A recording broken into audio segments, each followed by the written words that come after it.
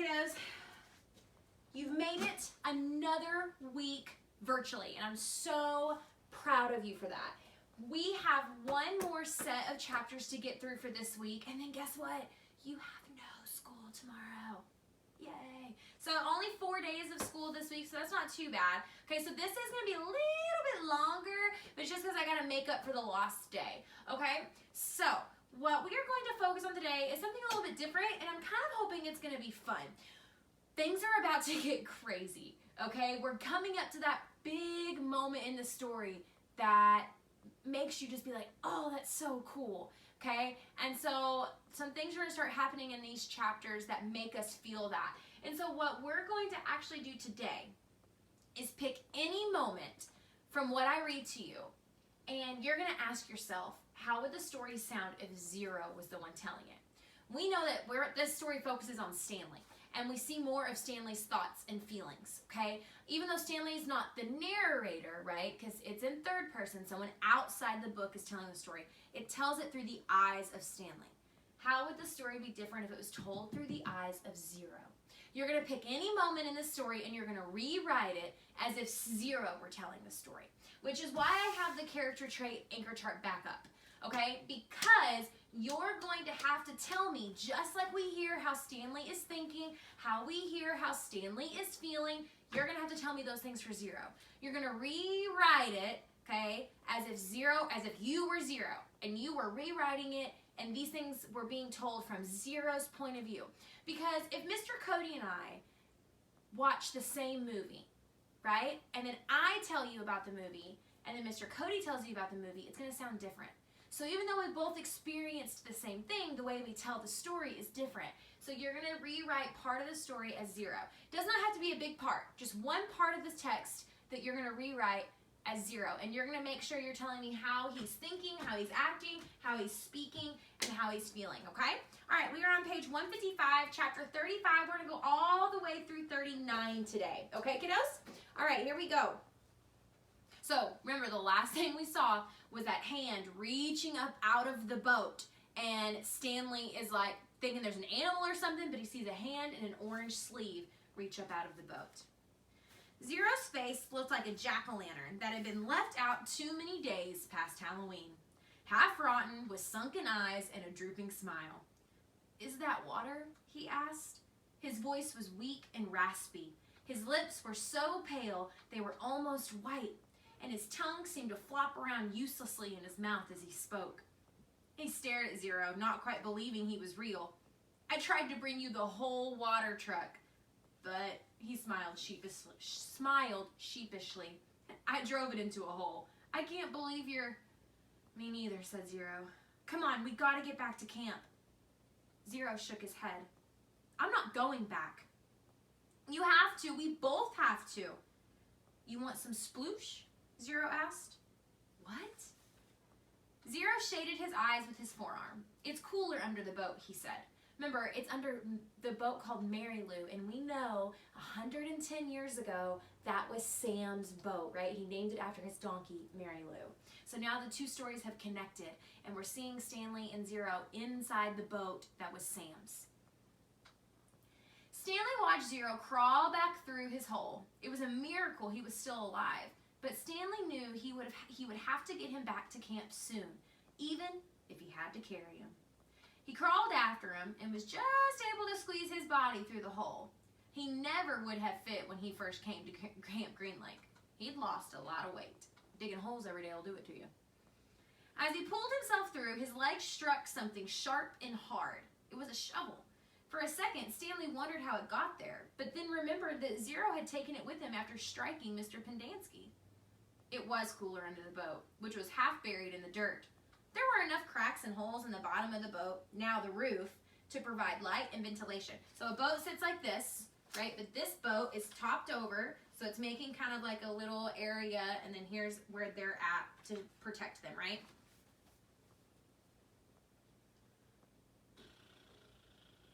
He could see empty jars scattered about. Zero held a jar in his hand and grunted as he tried to unscrew the lid. "What is it?" "Sploosh." His voice was strained as he worked on the jar. That's what I call it. They were buried under the boat. He still couldn't get the lid off. I found 16 jars. Here, hand me the shovel. Stanley didn't have a lot of room to move. He reached behind him, grabbed the wooden end of the shovel, and held it out to Zero, blade first. Sometimes you just have to, Zero said. Then he hit the jar against the blade of the shovel, breaking the top of the jar clean off. He quickly brought the jar to his mouth, licked the sploosh off the jagged edges before it spilled. I was going to ask you a question, but I'm going to wait.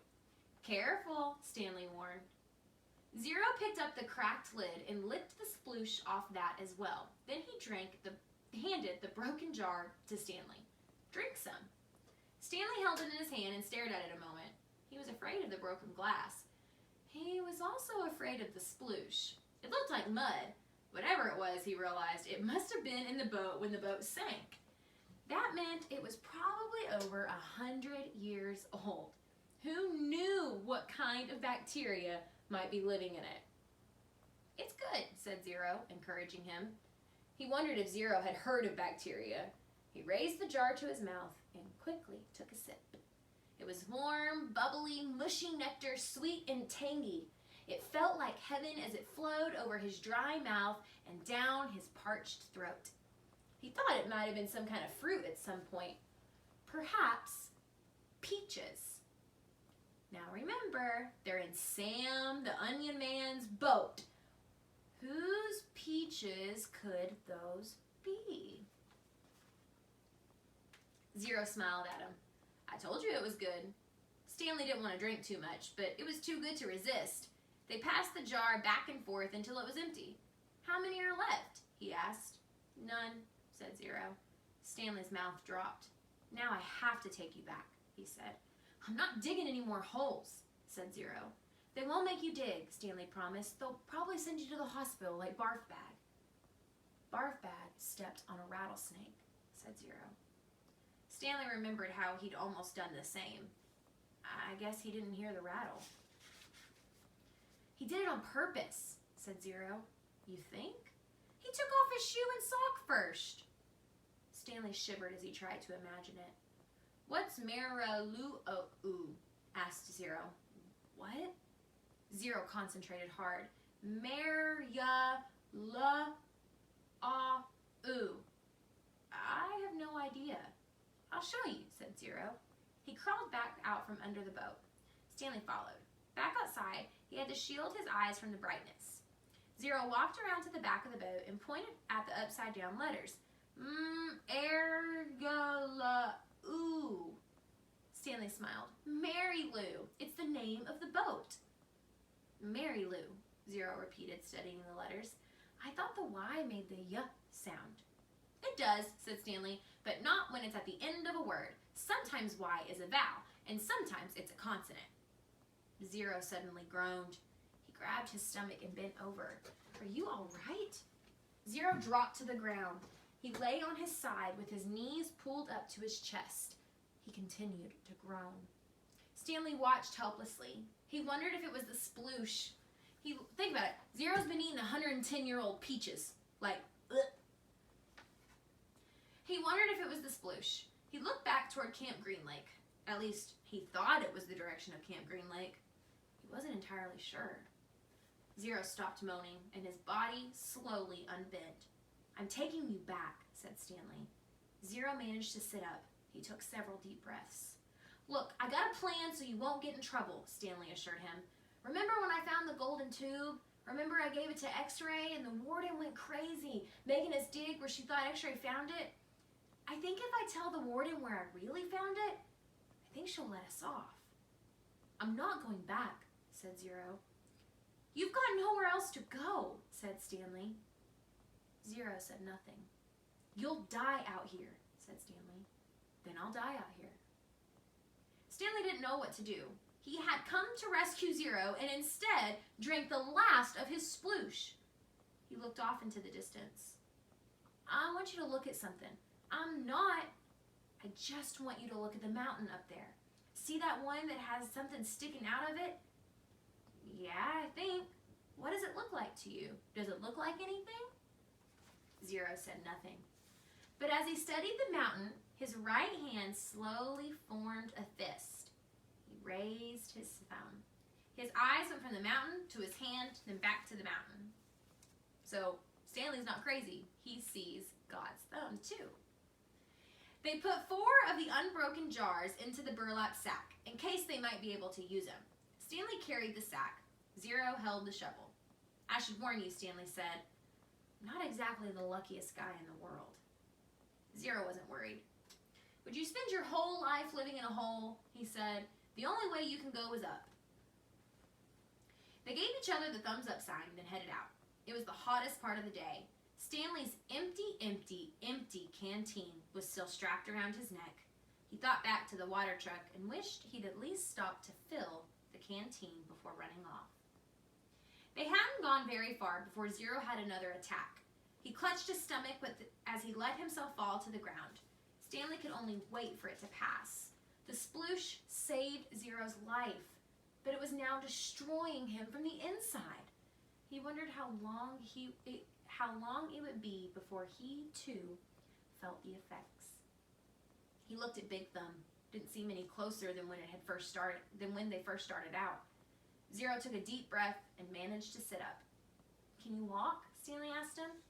Just give me a second, Zero said. He took another breath, then using the shovel, pulled himself back to his feet. He gave Stanley the thumbs up sign and they continued. Sometimes Stanley would try to go for a long while without looking at the Big Thumb. He'd make a mental snapshot, take a little mental picture, right, of how it looked. Then wait maybe another 10 minutes before looking at it again to see if it seemed closer. It never did. It was like chasing the moon. And if they ever reached it, he realized, they'd still have to climb. I wonder who she was, said Zero. Who? Mary Lou, said Zero. We know who Mary Lou is, don't we? It was the donkey. Stanley smiled. I guess she was once a real person on a real lake. Hard to imagine. I bet she was pretty, said Zero. Somebody must have loved her a lot to name a boat after her. Yeah, said Stanley. I bet she looked great in a bathing suit, sitting in the boat while her boyfriend rowed. Zero used the shovel as a third leg. 2 legs weren't enough to keep him up. I gotta stop and rest, he said after a while. Stanley looked at Big Thumb. It still didn't look any closer. He was afraid if Zero stopped, he might never get started again. We're almost there, he said. He wondered which was closer, Camp Green Lake or Big Thumb. I really have to sit down. Just see if you can go a little. Zero collapsed. The shovel stayed up for a fraction of a second longer, perfectly balanced on the tip of the blade, and then it fell next to him. Zero knelt, bent over with his head on the ground. Stanley could hear a very low moaning sound coming from him. He looked at the shovel and couldn't help but think that he might need to dig a grave. Zero's last hole. Oh, that's what this part was called. Do you guys remember? It was called the last hole. Do you think that's what it means? I don't know.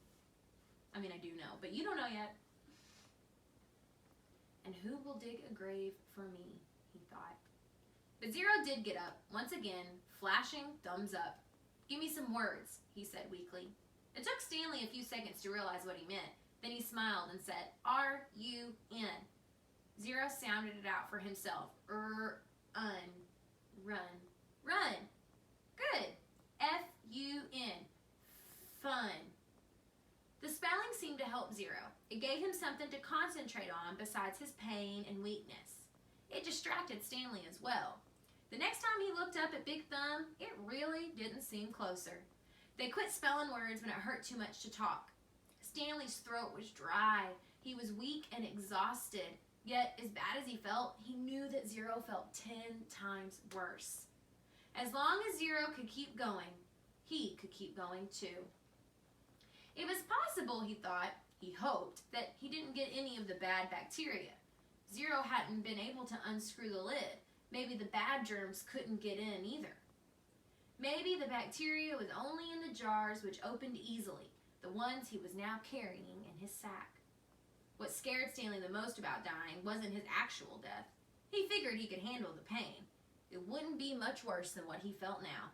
In fact, maybe at the moment of his death, he would be too weak to feel pain. Death would be a relief. What worried him most was the thought of his parents not knowing what happened to him. Not knowing whether he was dead or alive. He hated to imagine what that would be like for his mother and father, day after day, month after month, not knowing, living on false hope. For him, at least, it would be over. For his parents, the pain would never end. He wondered if the warden would send out a search party to look for him. It didn't seem likely. She didn't send anyone to look for Zero, but no one cared about Zero. They simply destroyed his files. But Stanley had a family. She couldn't pretend he was never there. He wondered what she would tell them, and when.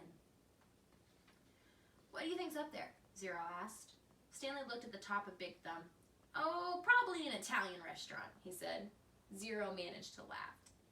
I think I'll get a pepperoni pizza and a large root beer, said Stanley. I want an ice cream sundae, said Zero, with nuts and whipped cream and bananas and hot fudge. The sun was almost directly in front of them. The thumb pointed up toward it. They came to the end of the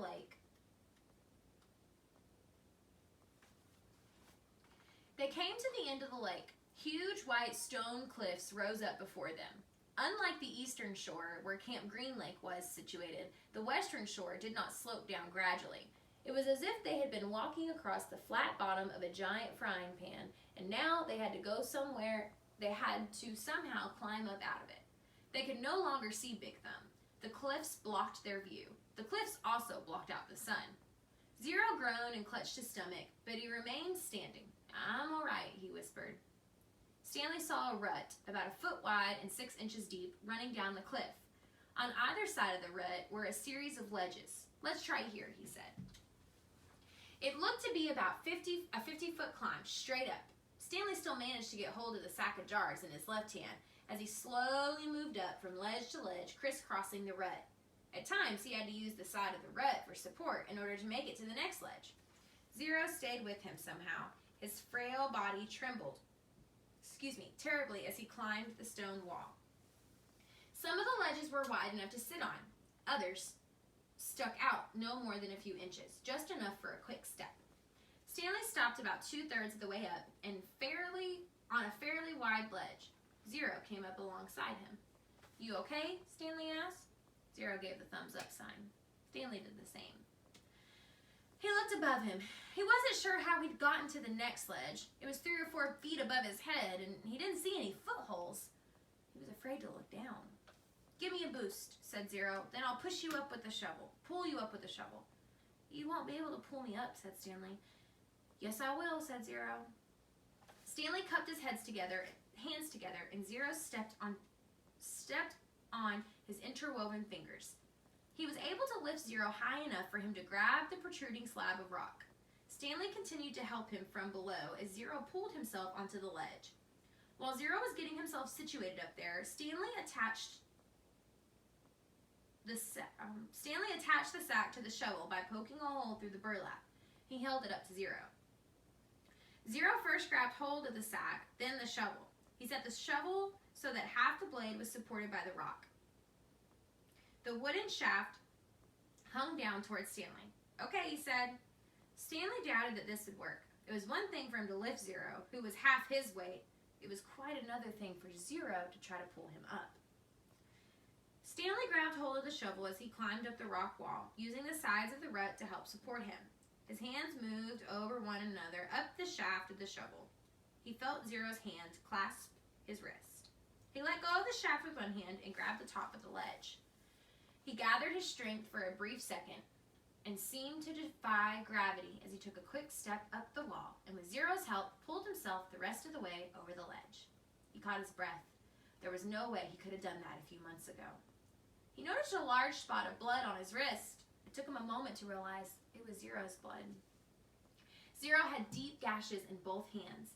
He had held onto the metal blade of the shovel, keeping it in place as Stanley climbed. Zero brought his hands to his mouth and sucked on the blood. One of the glass jars had broken in the sack. They decided to save the pieces. They might need to make a knife or something. They rested briefly, then continued on up.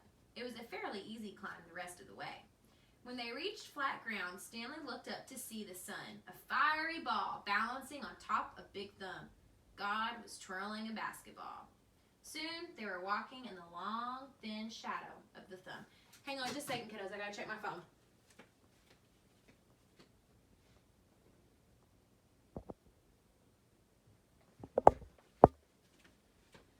Okay, my battery's low, but we're gonna make it. We're almost there, said Stanley. He could see the base of the mountain. Now that they really were almost there, it scared him. Big Thumb was his only hope. If there was no water, no refuge, then they'd have nothing, not even hope. There was no exact place where the flat land stopped and the mountain began. The ground got steeper and steeper, and then there was no doubt that they were heading up the mountain. Stanley could no longer see Big Thumb. The slope of the mountain was in the way. It became too steep to go straight up. Instead, they zigzagged back and forth, increasing their altitude by small increments each time they changed directions. Patches of weeds dotted the mountainside. They walked from one patch to another, using the weeds as footholds. As they got higher, the weeds got thicker. Many had thorns, and they had to be careful walking through them. Stanley would have liked to stop and rest, but he was afraid he would never get started again. Ever felt like that? You're so tired, and you know you got to keep going. But if you stop, you're never going to get back up. As long as Zero could keep going, he could keep going too. I just stuttered. He could keep going too. Besides, he knew that he didn't have much daylight left. As the sky darkened, bugs began appearing above the weed patches. A swarm of gnats hovered over them, attracted by their sweat. Neither Stanley nor Zero had the strength to try to swat at them. "How you doing?" Stanley asked. Zero pointed a thumbs up. Then he said, "If a gnat lands on me, it will knock me over." Remember, guys, gnats are like little bitty bitty. Stanley gave him some more words. B-U-G-S, he spelled. Zero concentrated, then said, "Bogs." Stanley laughed. A wide smile spread across Zero's sick and weary face as well. "Bugs," he said. "Good," said Stanley.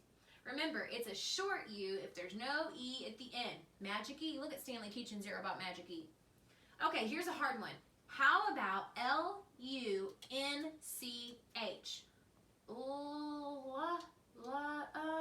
Suddenly, Zero made a horrible, wrenching noise as he doubled over and grabbed his stomach. His frail body shook violently, and he threw up, emptying his stomach of the sploosh. He leaned on his knees and took several deep breaths. Then he straightened up and continued going. The swarm of gnats stayed behind, preferring the contents of Zero's stomach to the sweat on the boys' faces. Stanley didn't give him any more words, thinking that he needed to save his strength. But about 10 or 15 minutes later, Zero said, "Lunch." As they climbed higher, the patches of weeds grew thicker. What do you have to have so weeds grow? And they had to be careful not to get their feet tangled in thorny vines. Stanley suddenly realized something. There hadn't been any weeds on the lake. "Weeds and bugs," he said. "There's got to be water around somewhere. We must be getting close." A wide, clown-like smile spread across Zero's face. He flashed the thumbs up sign again, then fell. He didn't get up. Stanley bent over him. "Come on, Zero," he urged. "We're getting closer." "Come on, Hector. Weeds and bugs, weeds and bugs." Stanley shook him.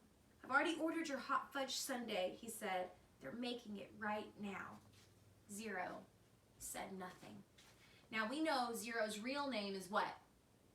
Hector Zeroni. What promise did Stanley's no good, dirty, rotten, pig-stealing great-great-grandfather make to Madame Zeroni? Stanley took hold of Zero's forearms and pulled him upright. Let me check my phone again. I really just don't want it to die while I'm reading to you. Okay, I think I'm okay. Stanley took hold of Zero's forearms and pulled him upright. Then he stooped down and let Zero fall over his right shoulder. He stood up, lifting Zero's worn-out body off the ground. He left the shovel and sack of jars behind as he continued up the mountain. Zero's legs dangled in front of him. Stanley couldn't see his feet, which made it difficult to walk through the tangled patches of weeds and vines. He concentrated one step at a time, carefully raising and setting down each foot. He thought only about each step and not the impossible task that lay before him. Higher and higher he climbed. His strength came from somewhere deep inside himself and also seemed to come from the outside as well. After focusing on Big Thumb for so long, it was as if a rock had absorbed his energy and now acted like a kind of giant magnet pulling him toward it. After a while, he became aware of a foul odor. At first, he thought it had come from Zero, but it seemed to be in the air, hanging heavy all around him. He also noticed that the ground wasn't as steep anymore. As the ground flattened, a huge stone precipice rose up ahead of him, just barely visible in the moonlight.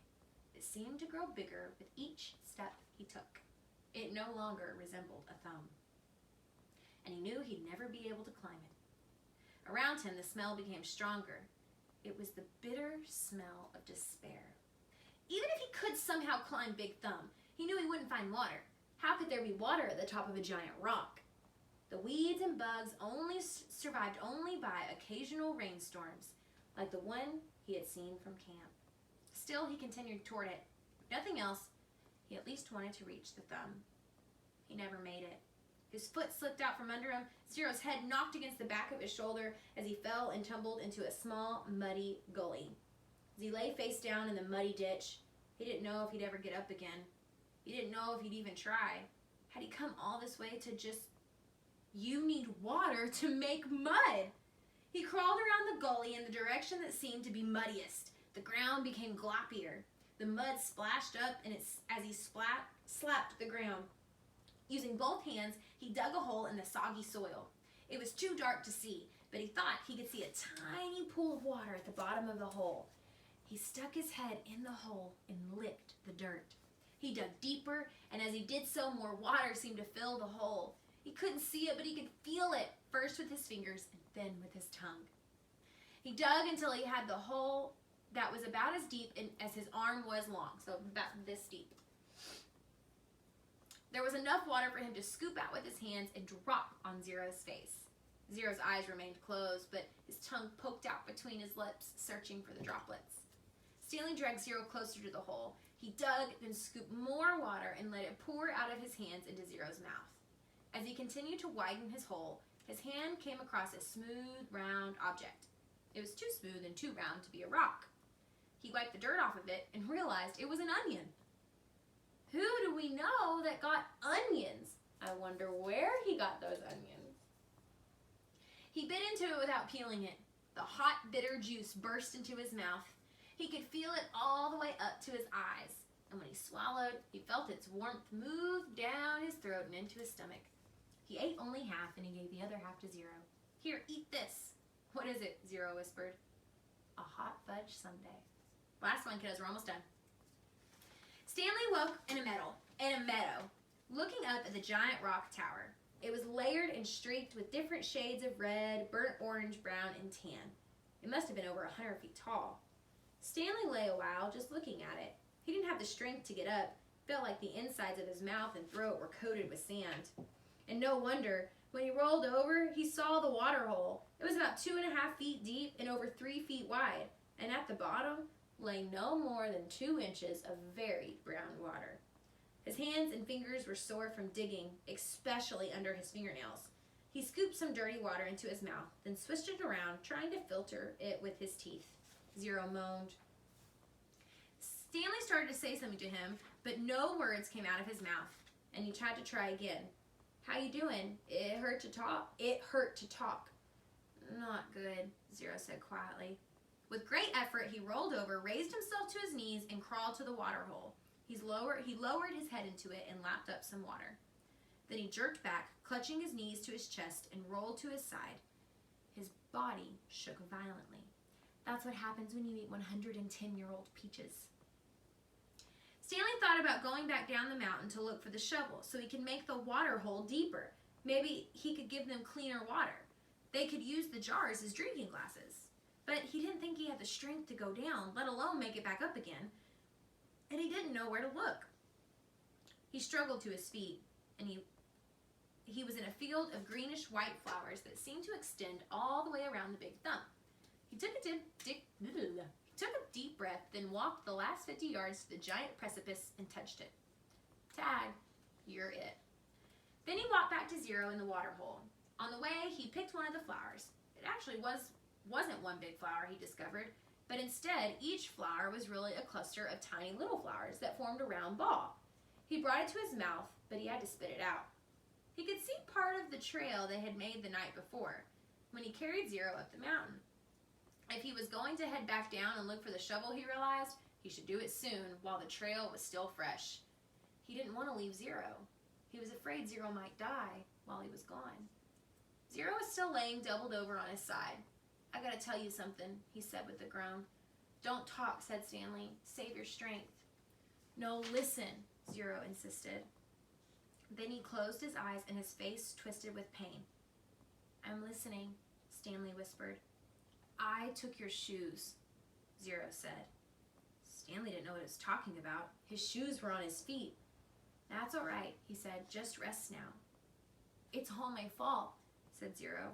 It's nobody's fault, said Stanley. I didn't know, Zero said. That's okay, Stanley said. Just rest. Zero closed his eyes, but then again he said, I didn't know about the shoes. What shoes? From the shelter. It took a moment for Stanley to comprehend. Clyde Livingston's shoes? I'm sorry, said Zero. Stanley stared at him. It was impossible. Zero was delirious. Zero's confession seemed to bring him some relief. The muscles in his face relaxed. As he drifted into sleep, Stanley softly sang him the song that had been in his family for generations. If only the woodpecker sighs, the bark on the tree was a little bit softer, while the wolf waits below, hungry and lonely, he cries to the moon. If only, if only. All right, kiddos. Remember, you're going to pick one moment from what I just read to you, and you're going to rewrite it as if Zero was the one telling the story. That moment that Zero pulls Stanley up the mountain using the shovel, that would be a good moment to pick. When they're walking and he's spelling words, that would be a good moment to pick. Nothing crazy, nothing too long, but I want you to really put yourself in Zero's shoes and ask yourself, how is Zero thinking, acting, feeling, and speaking? And I want you to rewrite it as if it were Zero, okay? All right, kiddos, let me know if you have questions.